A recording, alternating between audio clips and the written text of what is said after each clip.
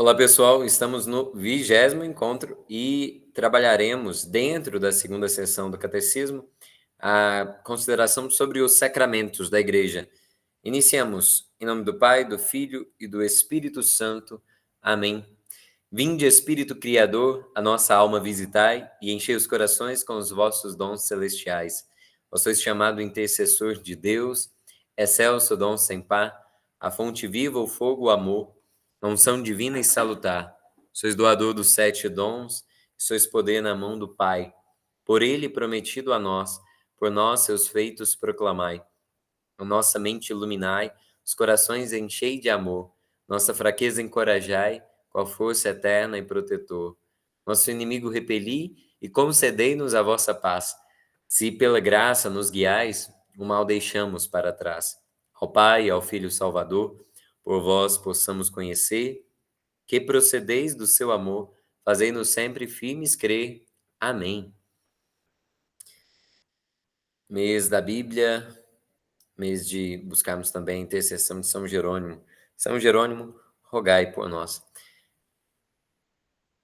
Dentro da vida litúrgica da Igreja, e principalmente após o Vaticano II, a consciência sobre a centralidade do mistério pascal, ela é o eixo, né, no qual nós colocamos todos os nossos ritos. A celebração do mistério pascal é a experiência da passagem da morte para a vida. Perfaz a história da salvação, perfaz a história da Igreja e é o núcleo de cada um dos 4 evangelhos. Então, esse mistério pascal, né, é como se ele fosse a luz. Só que se nós descobrimos, né, a luz ela pode ser decomposta, né, nas luzes do arco-íris, né? E é isso que é a luz branca, inclusive, né? Eu posso montar uma composição com arco-íris e produzir a luz branca. Isso tudo para dizer que a celebração do mistério pascal na vida da igreja seria como os 7 raios desse arco-íris, que, além de iluminar a nossa vida, se manifesta em 7 sacramentos, né? Toda a nossa compreensão do efeito da graça em nossas vidas perpassa essas 7 realidades sacramentais que nós temos certeza que foram instituídos por Cristo, né?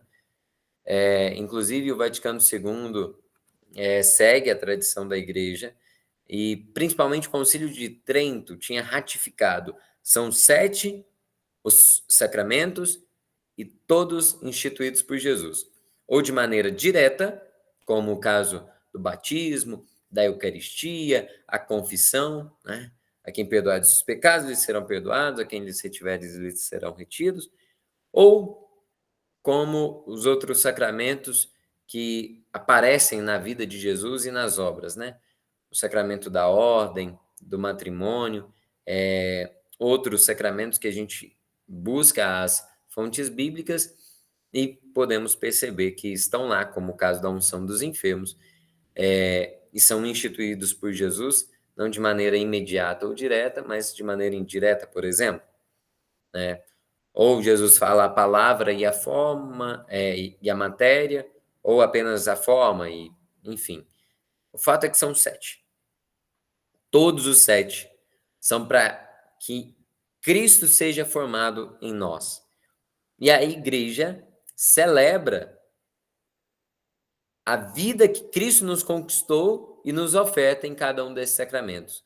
Essa dispensação da graça, faço esse movimento porque Cristo é a cabeça, a Igreja é o corpo. Essa graça que transborda, né, através de Cristo e do Espírito para toda a vida da Igreja, ela é chamada de economia sacramental, né? De uns séculos para cá, a economia tem a ver com o mercado financeiro e o mundo das finanças, mas antes não. Economia é a dinâmica de distribuição da graça de Deus. Economia sacramental. Geralmente eu pergunto para os catequizandos, né? O que é que o evento de Cristo na cruz, né? Da paixão, morte, ressurreição e ascensão de Jesus. O que é que do mistério pascal eu recebo? Ou o que é que aquele mistério que aconteceu há 2000 anos atrás tem a ver com a minha vida? Aí nós entramos no mistério da igreja, tá certo? Os sacramentos da igreja, eles se dão em principalmente 3 dimensões, né. Nós temos sacramentos de iniciação, sacramentos de cura e sacramentos de serviço. Aqueles que nos fazem verdadeiramente unidos a Cristo são os de iniciação. Batismo e crisma, que são como 2 faces de uma mesma moeda, e a Eucaristia, né, que é a própria comunhão com o corpo e sangue de Cristo, enquanto que os sacramentos da cura reestabelecem a graça, seja na penitência ou na confissão, né? Ou então na unção dos enfermos, e 2 são os sacramentos de serviço. Um, a comunidade em geral, sacramento da ordem, outro, um sacramento de uma oferta mais objetiva, né? Na vida matrimonial. Também um serviço à comunidade, mas um serviço familiar. A graça de Deus, ela é dispensada, né, por toda a igreja, como em João capítulo 15, Jesus ele ensina que ele é a videira e nós somos os ramos, né? O modo de sermos enxertados na videira é pelo batismo. Ali nós somos incorporados no corpo de Cristo e assim o Espírito ele vivifica todo o corpo, cada um dos membros. E a realidade de nos unirmos a Cristo pelo batismo nos faz participar do seu sacerdócio. Enquanto existe o sacerdócio ministerial, né, dos padres, bispos, também existe o sacerdócio batismal, né, o sacerdócio comum. Ah, Caio, mas qual é a oferta? Porque o que define um sacerdócio, no sacerdote é o sacrifício. A oferta que nós oferecemos é da nossa própria vida, do nosso trabalho cotidiano, enfim. Por outro lado, eu devo recordar que se cada sacramento possui uma matéria e uma forma específica, cada sacramento também possui uma graça e um caráter. E alguns sacramentos têm um caráter indelével, como o sacramento do batismo, da crisma e da ordem, que são administrados uma única vez na vida de um fiel, cujos efeitos se propagam eternamente, né? A pessoa pode morrer, que a marca daquele sacramento permanece. 3 sacramentos de caráter indelével: batismo, crisma e ordem, enquanto cada um deles carrega em si uma graça própria. Por isso, quando eu me confesso, eu não apenas sou reconciliado com Deus e com os irmãos, como também a graça atual é renovada no meu coração. No meu batismo, Deus gera em mim um organismo espiritual, um espaço dentro da minha alma no qual ele faz morada. Essa graça é a graça santificante. Mas em cada sacramento da vivência litúrgica, na nossa vivência de comunidade, a graça sacramental é a graça atual, né, que vai me santificando. E cada um dos sacramentos existe, repito, para gerar Cristo em nós. O batismo me torna semelhante a Cristo, Filho de Deus. A crisma, o sacramento da maturidade cristã, da confirmação, me torna semelhante ao Cristo que viveu o seu ministério, né? O sacramento da ordem, por exemplo, nos sacerdotes, configura eles a Cristo sacerdote, né, num ministério. E assim cada um dos sacramentos. O sacramento do matrimônio nos configura os maridos e as esposas em Cristo, que se entregou e se ofertou radicalmente por amor à sua igreja, né, sua esposa, enfim. Todos esses são dignos daquelas palavras de São Paulo, né? Até que Cristo se forme em vós. Pois bem, devemos nos recordar que são sacramentos de fé. O único sacramento que nós recebemos necessariamente, ou melhor, não necessariamente supondo a fé, é o sacramento do batismo. Uma criança, por exemplo, ela é batizada na fé dos pais e padrinhos, né? Agora sim, de um adulto se espera que ele tenha o princípio da fé. Mas quando ele é batizado, aquela fé é robustecida, porque a fé é um dom espiritual, principalmente, né? A fé, a esperança e a caridade são, por excelência, os 3 dons, as 3 virtudes que derivam de Deus, virtudes teologais. Aqui existe também uma outra realidade. dentro da vida da igreja, na dinâmica litúrgica, nós temos um adágio, né? Lex orandi, lex credendi. A lei da oração é a lei da fé. Nós professamos aquilo que vivemos e devemos viver aquilo que professamos. A unidade entre a vida e a doutrina, o ensinamento da igreja se dá mediante a fé. Os sacramentos, eles são realidades eficazes da graça de Deus. Uma das definições de sacramento, inclusive, é essa, né? Um sinal visível de uma graça invisível, né? Ou um sinal sensível de uma graça espiritual. Sacramento é sempre essa realidade dupla, né? De algo que eu não vejo para algo que eu vejo, né? Que me tocam os sentidos. Tertuliano vai dizer, né? A carne ela é ungida para que a alma seja purificada, né? O corpo é batizado para que a alma seja incorporada em Cristo, e assim cada sacramento. Né? Por outro lado, nós nos recordávamos que cada sacramento não depende da santidade do ministro, porque todos os sacramentos eles são realizados em virtude da graça que Deus deposita na igreja.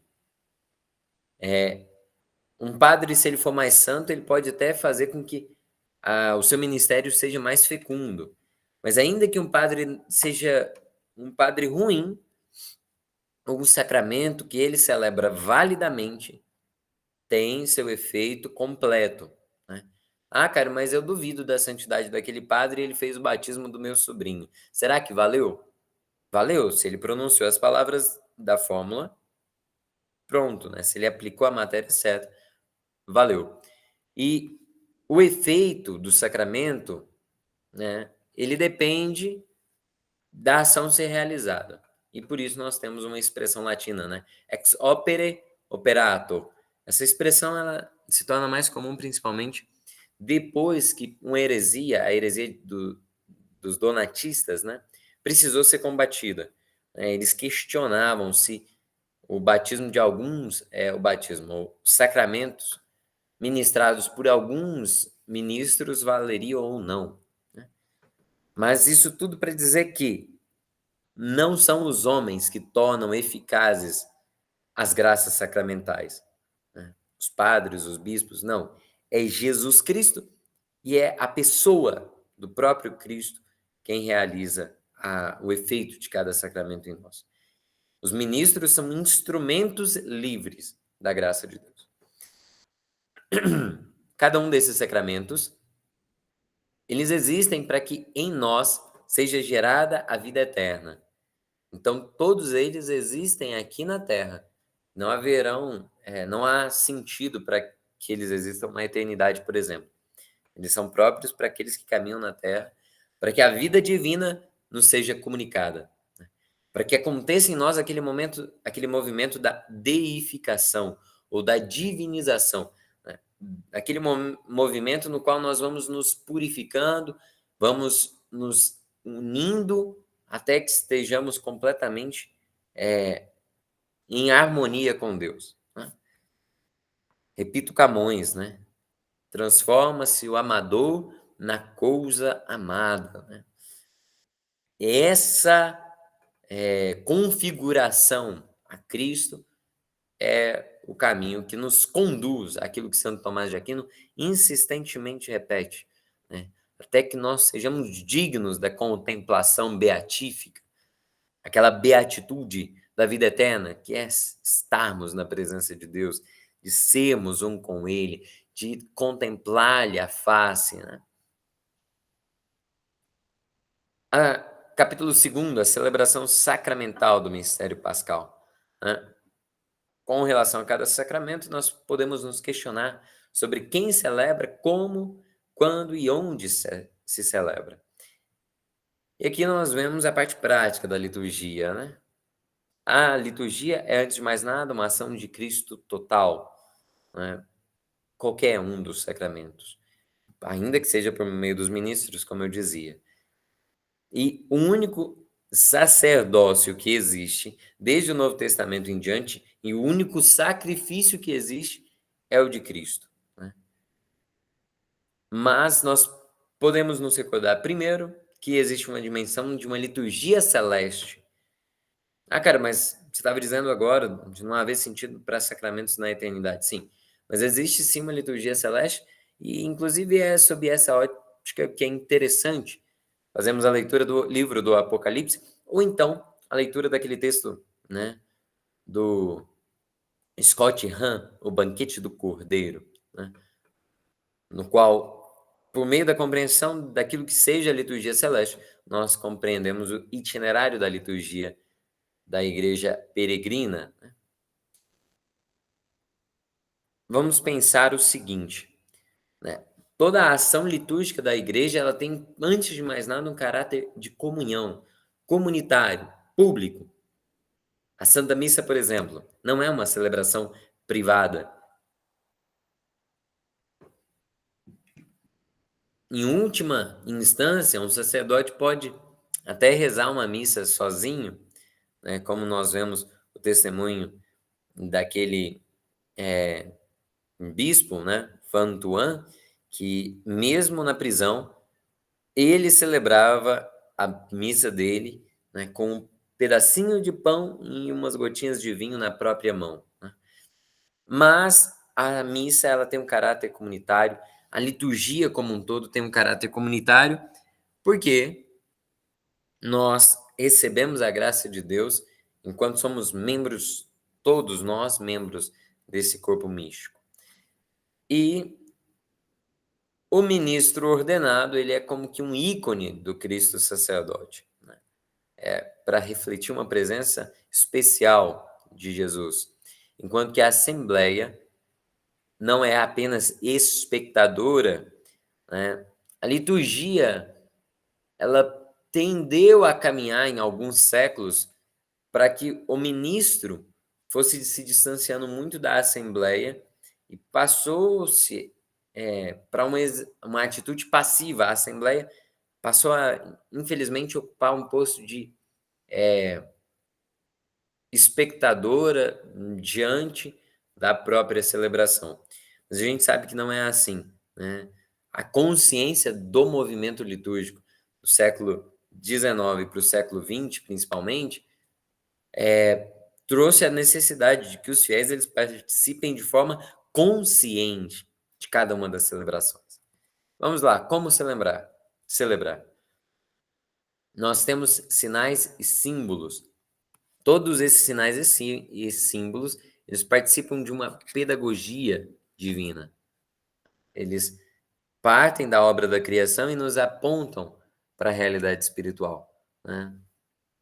Existem sinais como o sinal da cruz, que ele é realizado, né, nós fazemos como uma oração, né, ou a persignação, né, pelo sinal da Santa Cruz, livra-nos Deus nosso Senhor dos nossos inimigos, em nome do Pai, do Filho e do Espírito Santo. Eu faço sinais.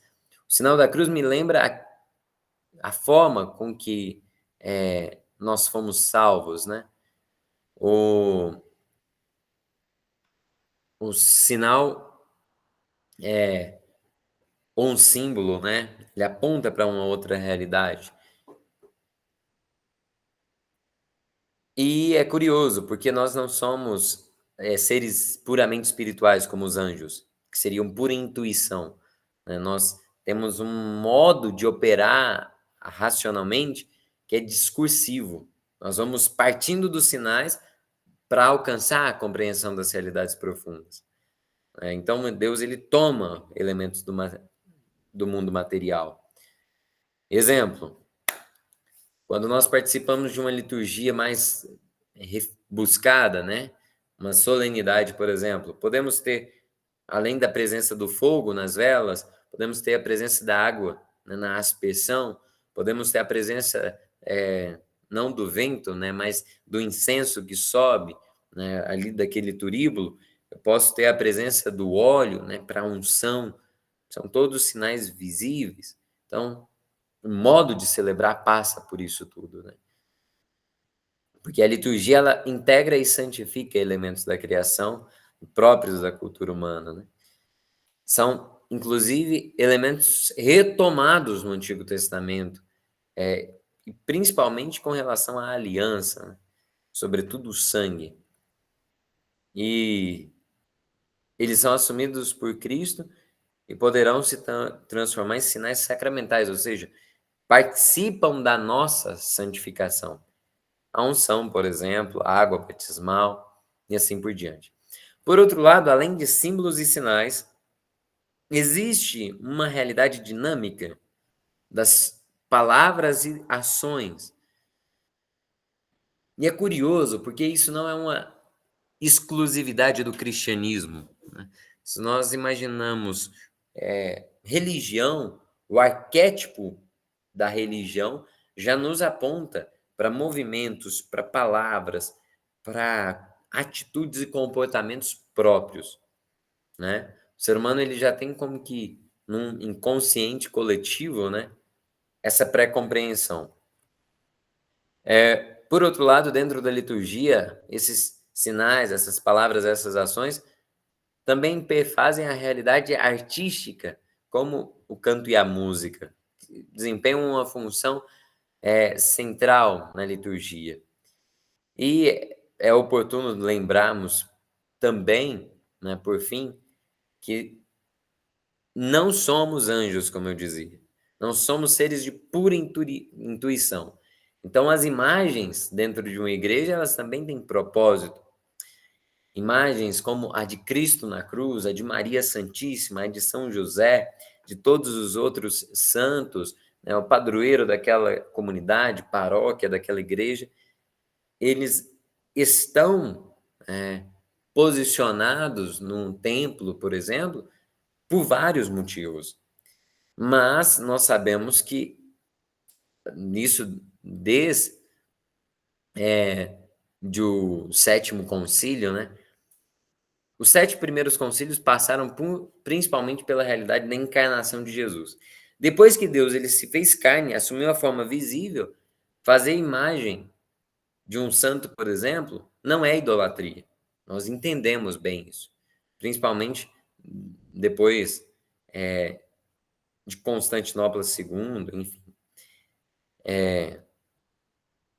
O problema dos iconoclastas já foi superado, né? Apesar de historicamente ainda nos trazer algumas dificuldades. Mas vamos adiante. Quando celebrar? E aqui nós tocamos uma realidade interessante. Se nós olhamos para toda a vivência da igreja, nós vamos encontrar um ciclo, né? Um ciclo permeado, né, por uma dinamicidade quase que rítmica, né? Nós temos o ano litúrgico que se inicia no Advento, depois, né, ele é marcado pelo tempo do Natal e por alguns domingos de tempo comum, até que se inicia uma preparação intensa, né, do tempo quaresmal e a Semana Santa para a vivência pascal. O eixo de todo o ano litúrgico é o mistério pascal, principalmente a própria Páscoa, né? E depois os 50 dias seguintes. E depois nós temos uma outra temporada de domingos do tempo comum, marcados a seu modo por celebrações próprias. Dito de outro modo, do início ao fim de um ano litúrgico, todo o mistério da fé é celebrado. E ele se dá na articulação entre o mistério pascal e todos os frutos que nos são conquistados, tendo dois elementos muito marcantes no ano litúrgico como um todo, que é o Natal, preparado pelo Advento, e, de modo ainda mais sublime, o tempo pascal e a Páscoa, o mistério pascal preparado pelo tempo quaresmal. O tempo comum não deveria ser compreendido como um tempo ordinário, né?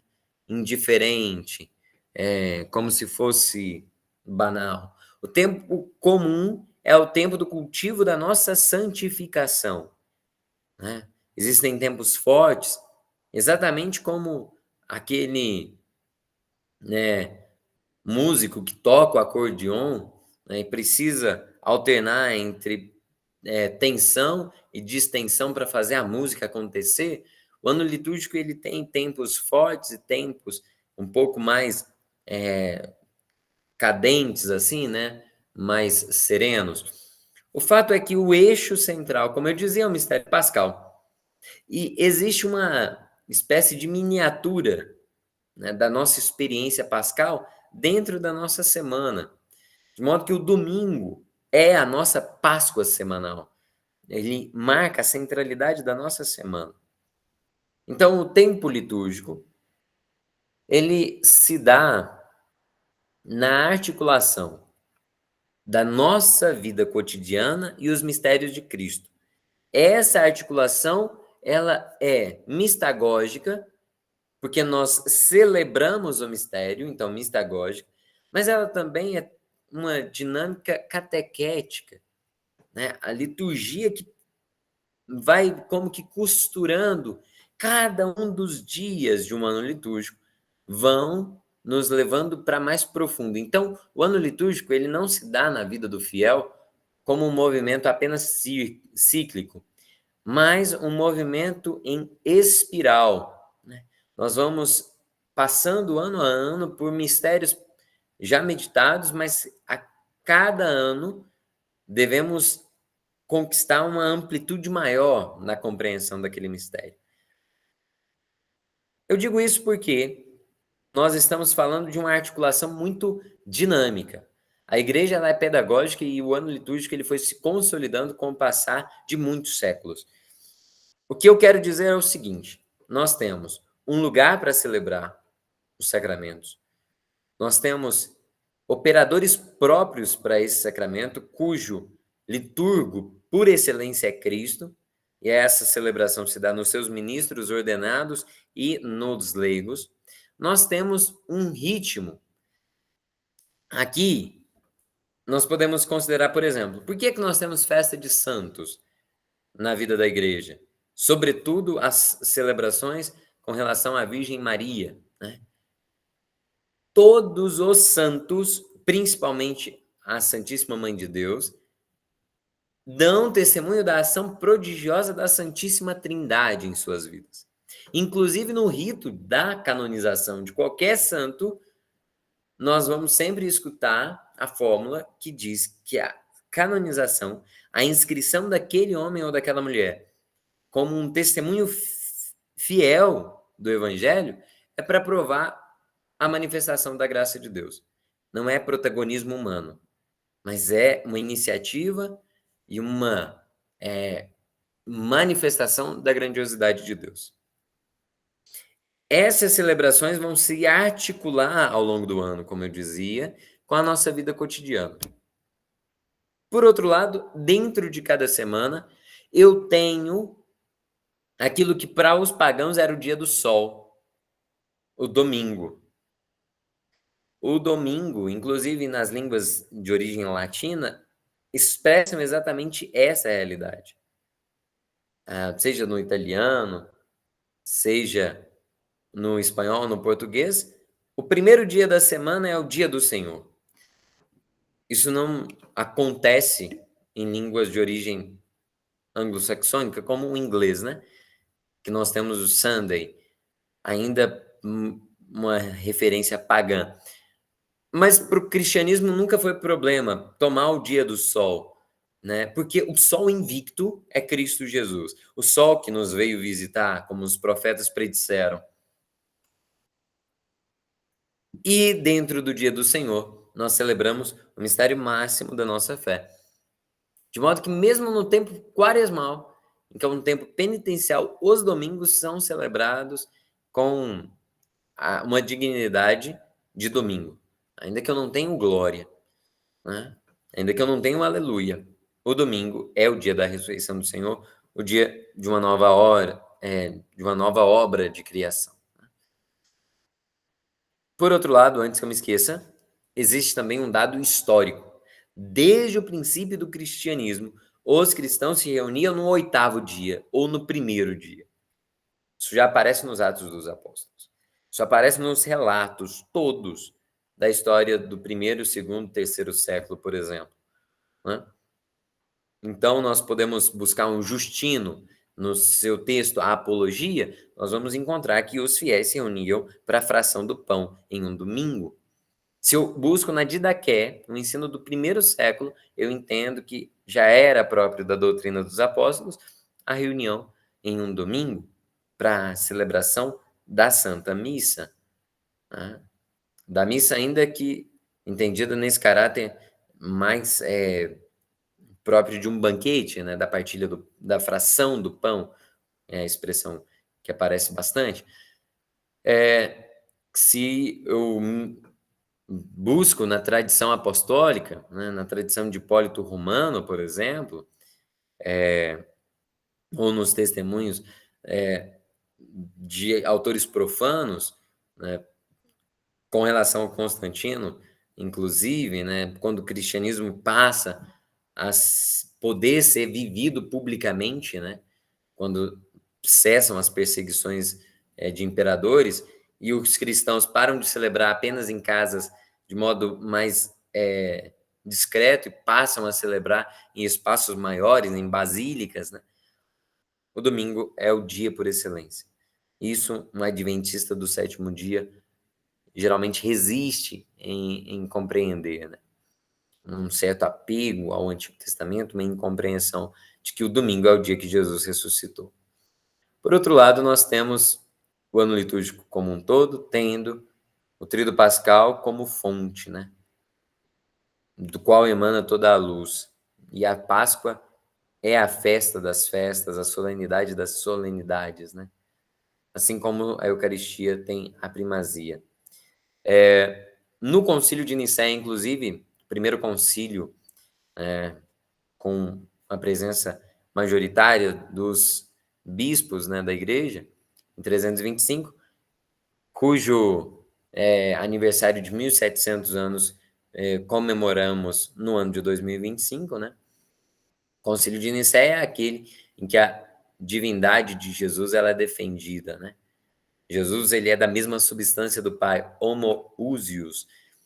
Mas além de falar da consubstancialidade de Jesus, como São Paulo diz, né? Em quem habita corporalmente a plenitude da divindade, também chegaram a um acordo sobre a celebração do domingo da Páscoa, né? Qual a data?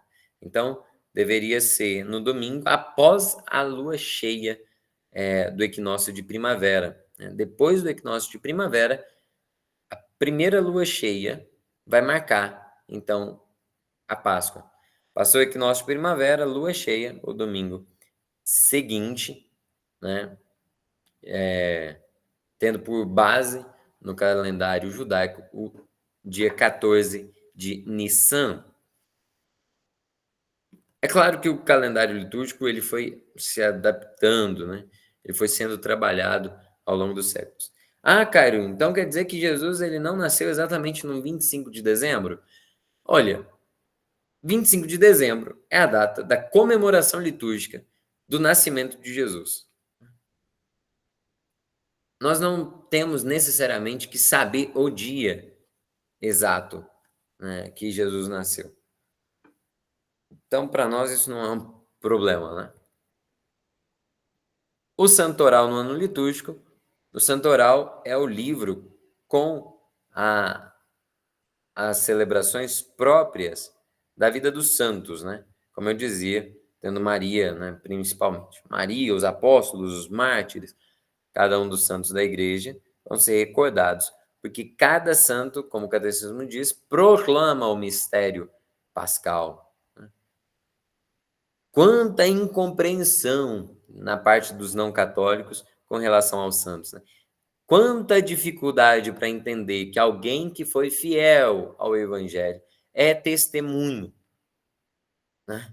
É exemplo para os outros cristãos. Isso já existia até no Antigo Testamento. Olha o que é que Moisés representa para os judeus, né? Vamos lá, existe ainda um ponto, a liturgia das horas, né? Que é um modo de ir ofertando o nosso sacrifício diário, né? Unindo a nossa oração à oração de toda a igreja. que é uma oração pública da igreja, não apenas para os clérigos e religiosos, mas também para os leigos, né? É claro que existe uma dificuldade grande, até porque a liturgia das horas é um pouco mais exigente, muito pouco conhecida, mas creio eu que com o acesso à informação que existe hoje, isso pode se transformar. A liturgia das horas, ela geralmente, né, existe em 4 volumes, que vão ser rezados ao longo do ano. E ela é estruturada no ofício das leituras, para que se reze pela madrugada, as laudes, que é um louvor matutino, né, pela manhã. Nós temos as horas médias, né, às 9, às 12 e às 15 horas da tarde. Depois temos as vésperas, ou seja, vésperas do dia seguinte, né, e as completas. Então, são essas as, as horas canônicas, né? Pela madrugada, depois as laudes, depois às 9, às 12, às 15 horas, depois aquilo que seria o entardecer, né? Às 17, 18 horas e as completas no momento de dormir. São orações marcadas principalmente pelo saltério, né? Em cada uma dessas liturgias nós temos os salmos próprios, mais um fragmento, né, alguns versículos, uma perícope pequena das Escrituras, um refrão meditativo, algumas antífonas e alguns hinos próprios, né, em cada uma das liturgias, né, das orações. Onde celebrar, né, com relação ao lugar. É interessante que existe uma canção que fala assim, né? Ó Deus, salve o oratório, onde Deus fez a morada. É Maria Santíssima, o templo por excelência, onde Deus eh, entrou, né, no mundo. Mas nós sabemos que existe, né, desde o tempo de Davi e Salomão, Davi reuniu os meios e Salomão construiu o templo, existe a permissão de Deus para que no meio do mundo, em alguns espaços, se possa fazer oração de modo privilegiado. Mas é claro que em João 4, Jesus deixa claro na conversa com a samaritana que o lugar da adoração é em espírito e em verdade. Mas mesmo assim existem lugares próprios para celebração. E especialmente quando a gente pensa nesses lugares, a gente pensa nas igrejas, em templos físicos mesmos, né? Onde os fiéis podem se reunir, onde a celebração ela pode acontecer de maneira digna. E é próprio que numa igreja exista um altar. O altar, inclusive, ele não é apenas uma mesa, mas ele articula a realidade do banquete e o sacrifício, então o altar tem essa dimensão, e nos remete diretamente a Cristo, né, que é sacerdote, altar e cordeiro. Sacerdote, altar e cordeiro. Tudo aquilo que eu preciso para um sacrifício. Então eu tenho, dentro de uma igreja, o altar, né, que após a reforma litúrgica do Vaticano II, é sempre entendido como centro da celebração. Temos também o tabernáculo, ou o sacrário, onde ficam, né, as partículas de hóstia da hóstia consagrada. Nós temos, geralmente, em uma igreja, uma cadeira distinta das outras, que é a cátedra, né? Ou do bispo ou do padre, né? E tenho também outros elementos que deveriam ser bem distintos, né? Como a pia batismal, ou o ambão, né? A pia batismal deveria ficar, inclusive, fixa, né? Em um espaço privilegiado ali, próximo ao presbitério. Mas, geralmente, eu preciso me ater a 4 elementos. O altar, a cátedra, né, ou a sede, a a cadeira do presidente da celebração, ou bispo ou padre, né? Terceiro, o ambão. E quarto, o sacrário. São elementos marcantes numa igreja, né? Seria bom que esses três elementos, altar, cátedra e ambão, fossem inclusive da mesma matéria, do mesmo material, né? Se o altar é de mármore, poderia se fazer a cadeira do presidente da celebração e o ambão também de mármore, de granito, enfim. Porque assim eu tenho a dimensão de altar sacerdote, da dimensão do Cristo sacerdote no altar, Cristo profeta no ambão e Cristo na sua dimensão régia, real, né, rei, na cátedra. Então são os três modos de Cristo: sacerdote, profeta e rei. Vamos adiante. Para a conclusão do nosso estudo, vamos considerar um pouco da diversidade litúrgica e a unidade do mistério, né? Existem no tesouro da tradição católica tradições diferentes. Inclusive, nós temos pelo menos 7 famílias de tradição litúrgica, né? Bizantina, copta, mozarábica,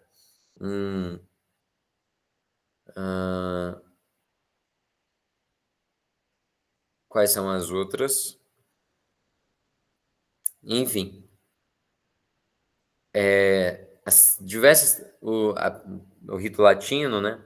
Essas diversas tradições, elas existem porque, de fato, ao longo dos séculos, existiram modos diferentes, diversos, de celebrar o mistério. E eles enriquecem bastante, né? Não são um problema, desde que não firam a unidade. Mas a igreja sempre caminhou para tentar preservar, dentro da unidade, alguma uniformidade. Por quê? Se eu passo a ter características muito díspares, pode começar a existir compreensões teológicas também diferentes. Então, um elemento que é primordial, por exemplo, na estrutura da Santa Missa, as duas liturgias, liturgia da palavra e liturgia eucarística, elementos que remontam aos primórdios do cristianismo, né? Esse esforço por uniformidade, ele passa a existir principalmente depois do esforço de Gregório VII, mas também a partir de outras reformas que aconteceram ao longo da Idade Média. E aí vão surgindo os livros litúrgicos, os sacramentários, né? Manuais próprios, enfim. Ritos que deveriam ser cada vez mais fiéis, né? Para que a riqueza ela não se torne motivo ou pretexto para divisão. Ok, vamos adiante. As diversas tradições litúrgicas surgiram justamente em razão da missão da igreja, que é fazer com que a salvação de Cristo chegue a todos os povos. A gente percebe muito a dinâmica celebrativa própria com relação a culturas quando a gente pensa na evangelização lá na Ásia, no Extremo Oriente, por exemplo, e todo o drama dos jesuítas para levar o cristianismo para as Índias e para a China, por exemplo, né? Ou então a riqueza, a vivacidade dos citos na liturgia na África. E aqui não estou falando de abusos litúrgicos, porque eles são fiéis. Os africanos têm uma consciência muito viva do sagrado, né, da sacralidade de um rito litúrgico, né? Às vezes a gente escuta falar, né, uma missa lá na África ela vai demorar muitas horas, né, tem ritos mais dinâmicos. Não necessariamente, né? Geralmente nós vemos até um pouco mais de fidelidade, né? Basta considerarmos alguns bispos, sacerdotes da África, né? Então, A liturgia, assim, aqui nós temos os ritos, que eu buscava recordar, né? Parágrafo 1203, as tradições litúrgicas ou ritos atualmente em uso na igreja são rito latino, principalmente o rito romano, mas também os ritos de certas igrejas locais, como ambrosiano ou algumas ordens religiosas, mas dentro do rito latino. Rito bizantino, alexandrino ou copta, presente na vida da igreja no Egito, né?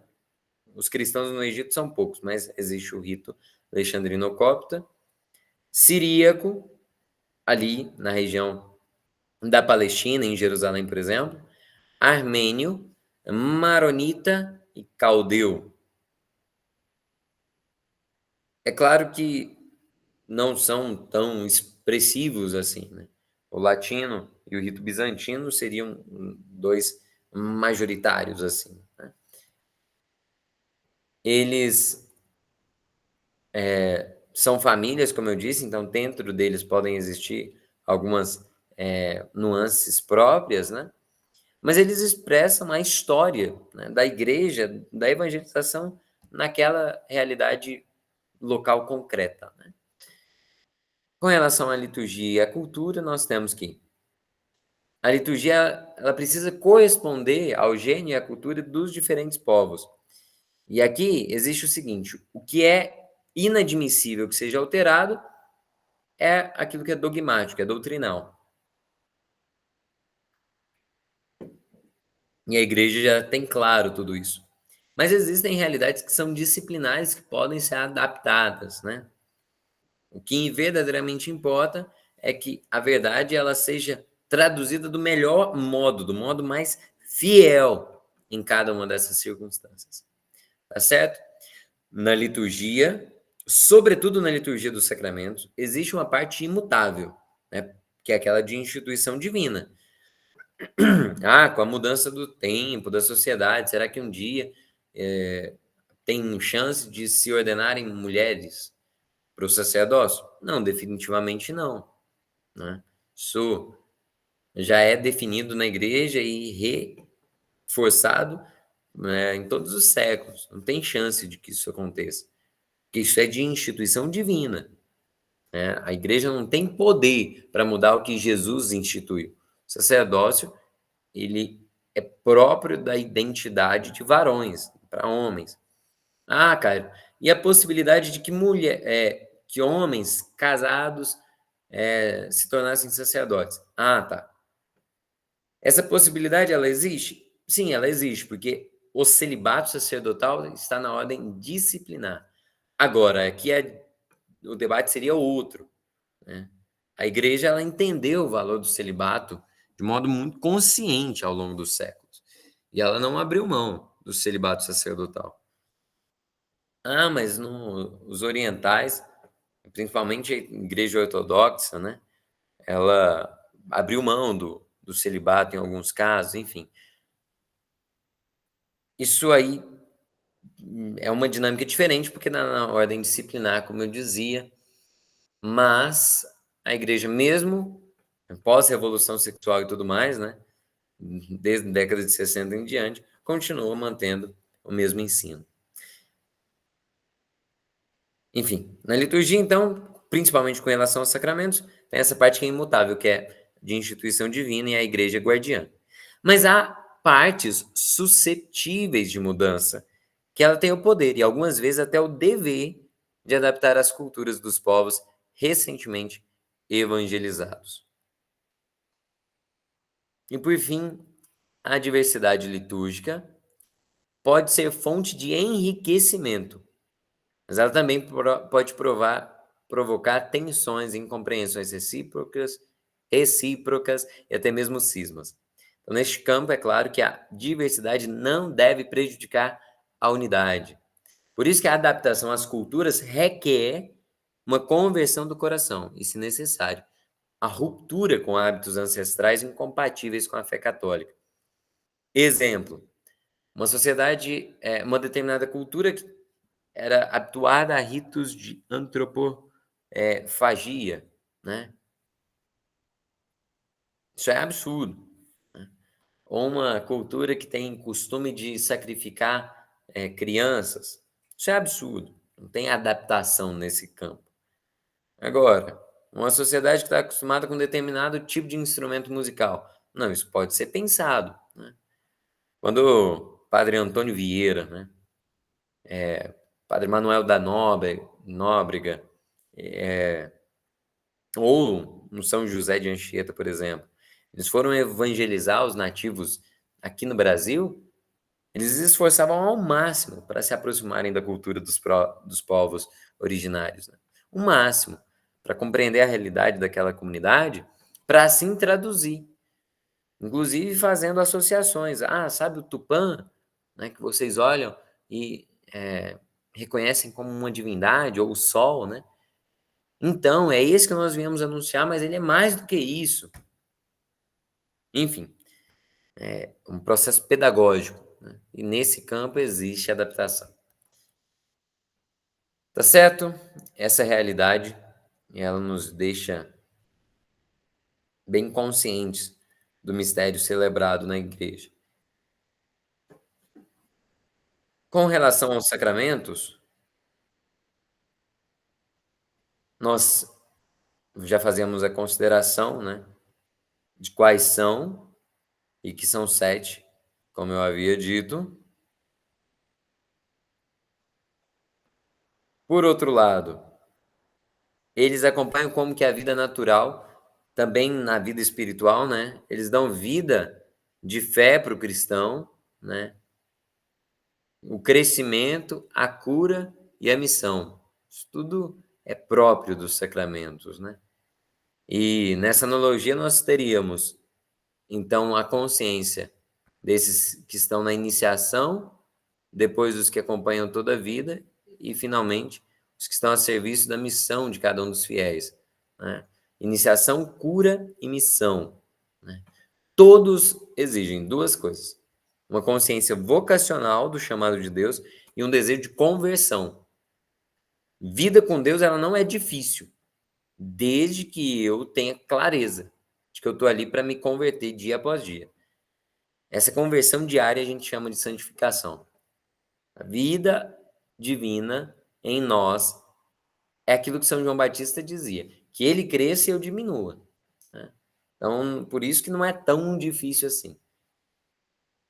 O problema é que a gente é muito preguiçoso, a gente não pede para Deus, a gente não faz oração. Inclusive eu poderia propor o dilema, né, o que que é mais importante na oração?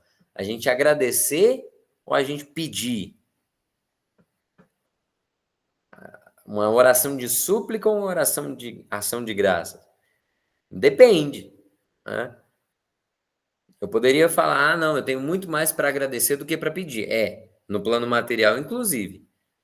Mas por outro lado, eu deveria todo momento fazer uma oração de súplica a Deus: "Senhor, ajuda-me mais a amar, a ser paciente, a ser generoso, a esquecer de mim, colocar os outros em primeiro lugar, a ter a capacidade de doação, de entrega, de despojamento, né, de generosidade que gera vida". Olha só, oração de agradecimento, oração de súplica, oração de pedido de perdão. Isso aqui deveria estar na nossa vida, né, com Deus. Mas vamos lá. Os sacramentos da iniciação cristã, né, eles eram, no começo do cristianismo, celebrados, de uma só vez. Ah, Cairo, por quê? Primeiro, porque a gente estava falando de uma sociedade pagã. Então, quase todo mundo que ia ser iniciado na fé já era adulto. Então, era batizado e crismado, já confirmado. O batismo e a confirmação seriam 2 faces da mesma moeda, do mesmo rito. E a Eucaristia seria o primeiro fruto, né, que eles receberiam como membros do corpo de Cristo. Olha só. Ah, cara, então quer dizer que a crisma ou a confirmação não faz sentido?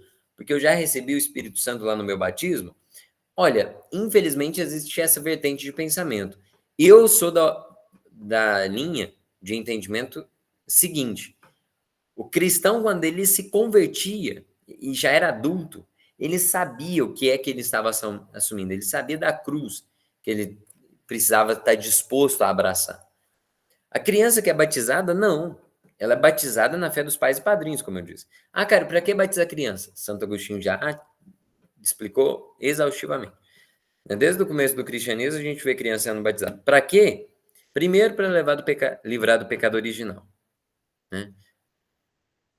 Segundo, porque ali aquela criança incorporada ao corpo místico de Cristo, ela se torna filha de Deus. Ela para de ser um pagão, uma criatura apenas e se torna filho de Deus. Ah, cara, mas então para que depois receber a crisma ou a confirmação? Porque aí, quando você tiver maturidade, não vai ser mais a decisão de outros, dos teus pais ou padrinhos, mas vai ser a tua decisão. Alguém que teve um encontro pessoal com Jesus Cristo que fala: "Eu confirmo aquele batismo que um dia eu recebi". Para mim, né, Cairo, essa realidade é muito clara. O batismo ele tem uma importância e a confirmação tem sua importância. Ah, cara, mas alguém com 14, 15, 16 anos está muito novo para ser crismado. Tá, aí é um outro debate, né? A gente poderia até pensar, poxa, será que não era melhor esperar a maturidade de verdade, lá para uns 20 anos? A igreja ela vai encontrar os meios pastorais para discernir isso, porque a sociedade ela está em transformação, né? Tudo bem.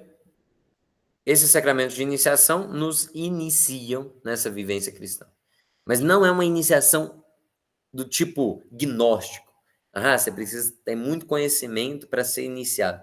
Não, iniciação cristã é para te fazer ter um encontro, experiência pessoal com Jesus Cristo. Isso aqui a gente chama de querigma, é aquele primeiro anúncio.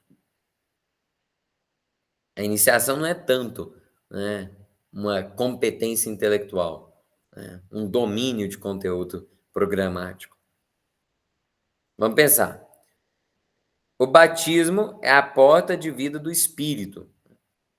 A vida no Espírito ela começa, né, o fundamento de tudo isso é o batismo. Não tem jeito, é a porta de todos os outros sacramentos, é o que está mais vivo na simbologia, né? Eu te batizo, fulano, em nome do Pai, do Filho, né, despeja a água, e do Espírito Santo. Aquela regeneração para uma vida nova. O sacramento, o batismo significa mergulhar, né, imergir. Então, aquela criatura ela morre para renascer com Cristo, né? Isso tudo está muito presente na liturgia, assim, né? Também é um processo de iluminação, né? Porque aquela pessoa ela vai ser iluminada pelo próprio Cristo, né? Nós vamos nos tornar filhos da luz, né? O maior dom de Deus vem pelo batismo, né? Por isso que uma celebração batismal ela é tão rica, né? Simbolicamente. O batismo já foi prefigurado na Antiga Aliança, não tem como pensar no batismo e não lembrar, por exemplo, das águas do dilúvio na Arca de Noé, né? Mas antes disso, o Espírito Santo ele já pairava sobre as águas, né? Depois a igreja vê a Arca de Noé, a prefiguração da salvação pelo batismo, né?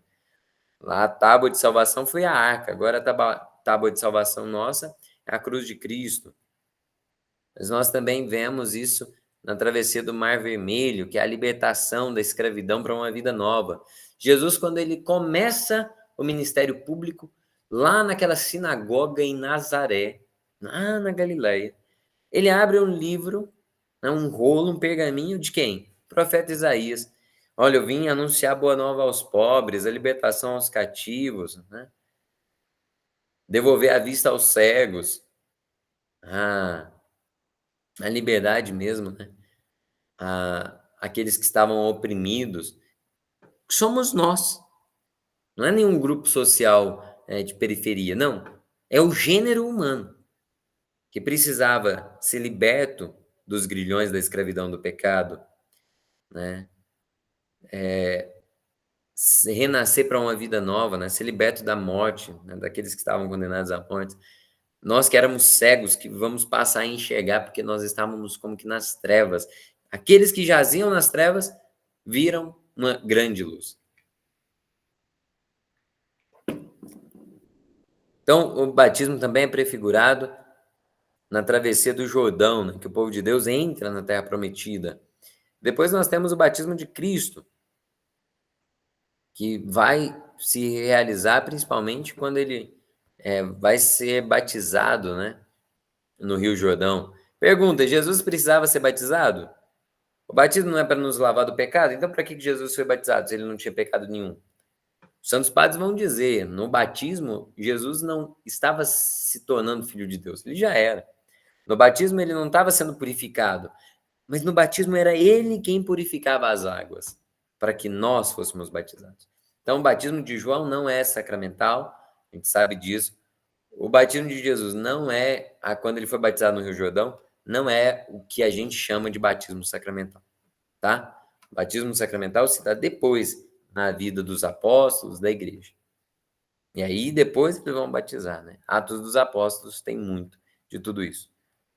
Inclusive, João fala para Jesus: eu não sou digno nem de desatar o nó da tua sandália. Mas Jesus não. Ele manifesta o aniquilamento dele principalmente assim, né? E aí, quando ele cumpre, né, toda a justiça, sendo batizado nas águas do Jordão, o Pai, né, e o Espírito Santo que desce, né, sobre ele em forma de pombo, o Pai ele vai pronunciar, né?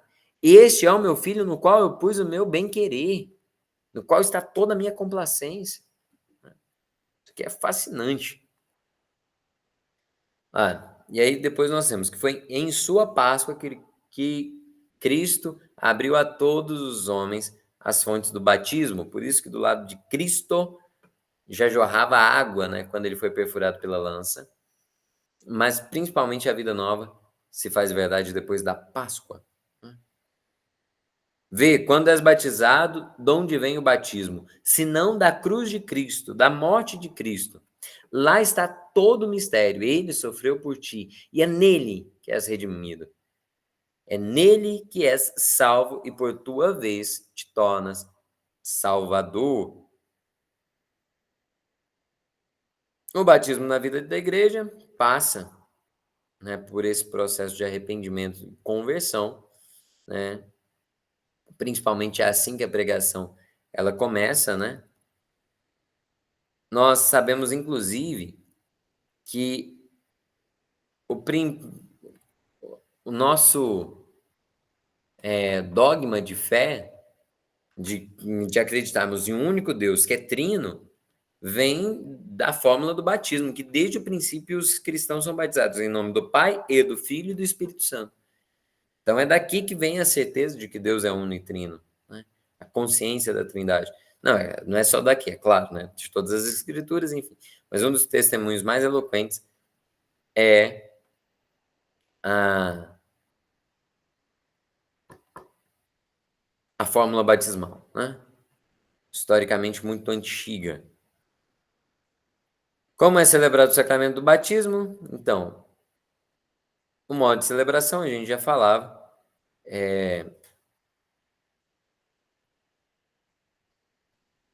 que ela variou ao longo dos séculos, né? De acordo com as circunstâncias. O batismo das crianças ele se tornou uma forma mais habitual, depois que o cristianismo se torna religião do império e passa a ser tolerado e depois oficial, né? Então, nós tivemos muitas crianças sendo batizadas, e por isso passou a ser necessário, porque antes o adulto que ia ser batizado, ele fazia 3 anos de catecumenato. Agora que as crianças já são batizadas, o que a gente vai fazer para explicar para elas a fé quando elas crescerem? Aí aparece o catecumenato pós-batismal, que é a nossa catequese de hoje, né?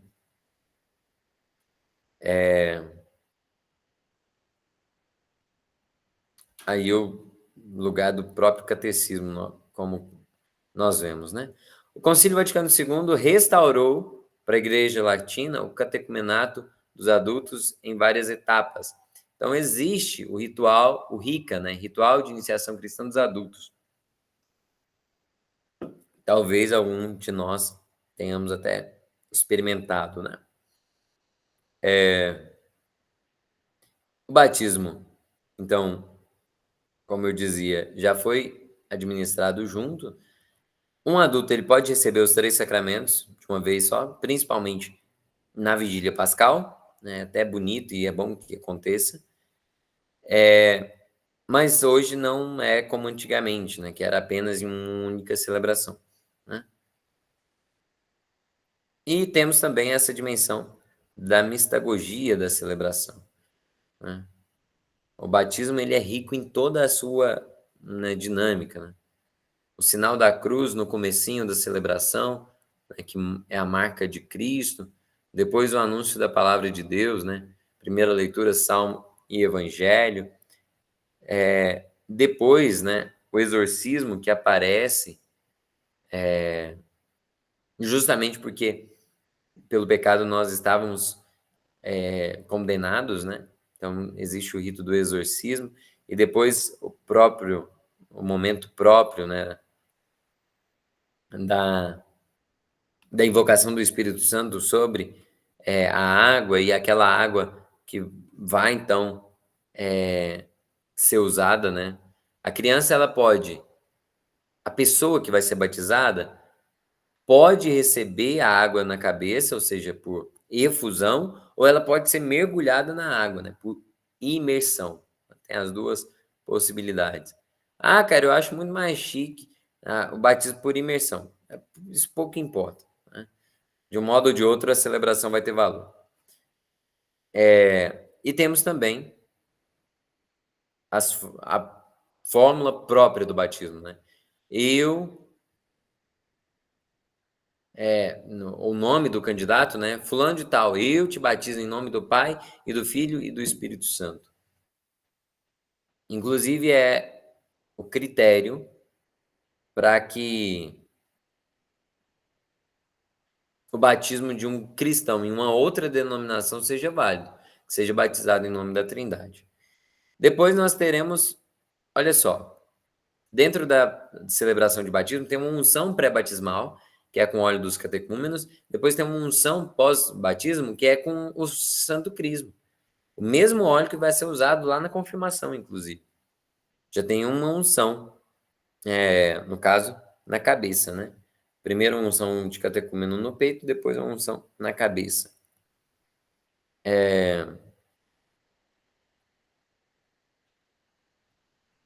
A veste branca tem um caráter marcante também, então ir vestido de branco ou vestir a criança de branco depois de ser batizada faz parte do rito, inclusive.